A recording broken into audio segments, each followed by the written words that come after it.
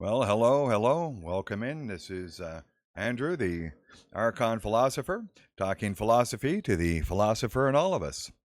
Well, today I think this is a most important implication of the non-magical metaphysics. I'm going to bring in Eric Ladinsky, well, really a video of him, discussing how he stumbled across the ability to build a quantum computer.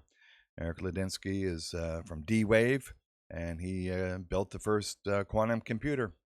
So let's just get right into it and hear what Eric Ladinsky has to say.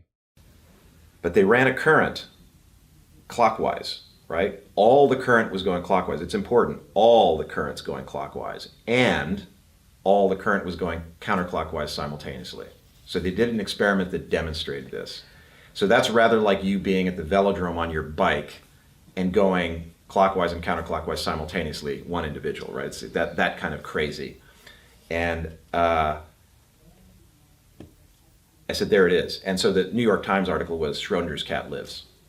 So quantum mechanics does apply on the macroscopic scale. It's universal.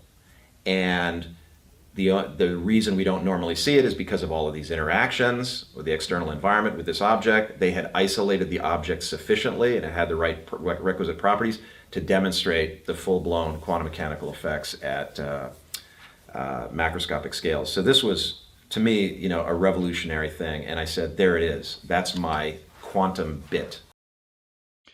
Well, what was that? That was astounding, and this is how they make a qubit. They have it both 0 and 1 at the same time, and they do things with those to effect very fast computations.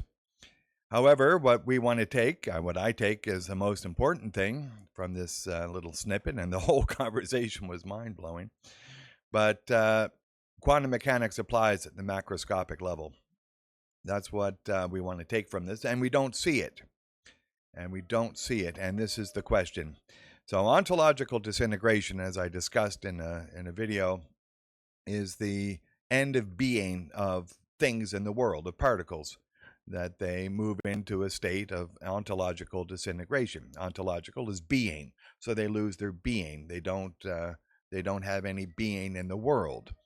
However, when you take a measurement of them, when you look at them, when you define them in some way, then they take on being. This is how the world works. And yet, we don't see it at the macroscopic level, and we don't see it for a very good reason, that if we did, we'd be able to change one thing into another, and there would be ultimate chaos. But let's take a look at the underpinnings of this. One is the Schrodinger equation, and that matter in this superposition, in this state of ontological disintegration, acts like a wave. So it's spread out, and it can appear, if you look at it, on the other side of a wall. So we can go through. This is called quantum tunneling. And if you take a measurement, the particles can appear on the other side of a wall. And as long as you take a measurement of it there, it can appear. Normally it appears right where it is, so there's stability. So there's a graph of where it's going to appear, and normally it appears right where it's going to be.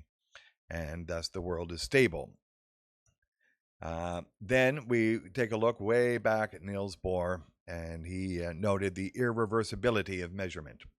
So if you take a measurement of something, that you can't just move it back. This is the stability of the universe that we're in. You just can't be re-collapsing wave functions. Once it's collapsed, and I'm going to put the caveat in here, which other people have, is that there's information about that collapse. And so if there's information about that collapse, if somebody knows this thing exists, then you can't recollapse it. It won't go into superposition, and you're not allowed by the universe to recollapse it. But once there's no information about this, then this whole irreversibility constraint does not hold. So at that point, both for Eric Ladinsky, these interactions with the environment are no longer there. There's no measurement interaction. There's no being given to the things in the world, so they can be recollapsed. So what does this mean? Well, what this means is that the universe is not a closed system, that at various points you can collapse wave functions as long as there's no information already about a collapse, and you can collapse it into something else. And given certain features of cognitive structures, as in, we have the many worlds interpretation where you can collapse a whole universe, which is a macroscopic level collapse, but because it's a different universe, we don't see it. However, if in the world you collapse something, although there's no information even to you, which is a tricky thing, that you have to lie to yourself about the existence of it and say there's no such thing, but if there were such a thing, I can recollapse it, and you're the only one doing that, then you can go around and mess up this world. Yeah, that's what I'm saying. If there's no information about it, and you can lie to yourself and then recollapse it into something else, then this universe becomes not a closed system. So this is part of where we are. We're in ontological disintegration all the time. Particles, like an echo, are just going into superposition, and we take measurements, and they just come back as they were. You look out there, you see it's a tree. There's particles in superposition, and those particles collapse into the tree. And you look over the ocean, there's millions of particles going into superposition at any given time. You look at the ocean, those particles just become the water of the ocean, and so on and so on.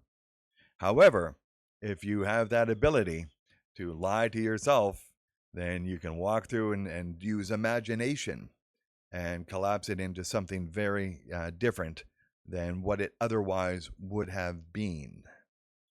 So this is the idea of collapses at the macroscopic level, collapses of wave functions at the macroscopic level. It's going to be very difficult to prove this. We've managed to collapse wave functions of buckyballs up to, I guess, 3,000 atoms or something. So we get it, but anything larger than that becomes, subject to the irreversibility constraint, where there's information about it, and it thus is already defined, so we cannot redefine it as something else, unless we lie to ourselves, which I don't think humans are very good at doing, although some people can. Self-hypnotist, I don't know what it would be. But in a multi-consciousness ontology, there would be sentient creatures who have the ability to lie to themselves and to thus gain access over particles in superposition at the macroscopic level and to reconfigure reality. And this would be done, I'm sure, in only extremely careful situations. Otherwise, the world would be chaotic even for those species.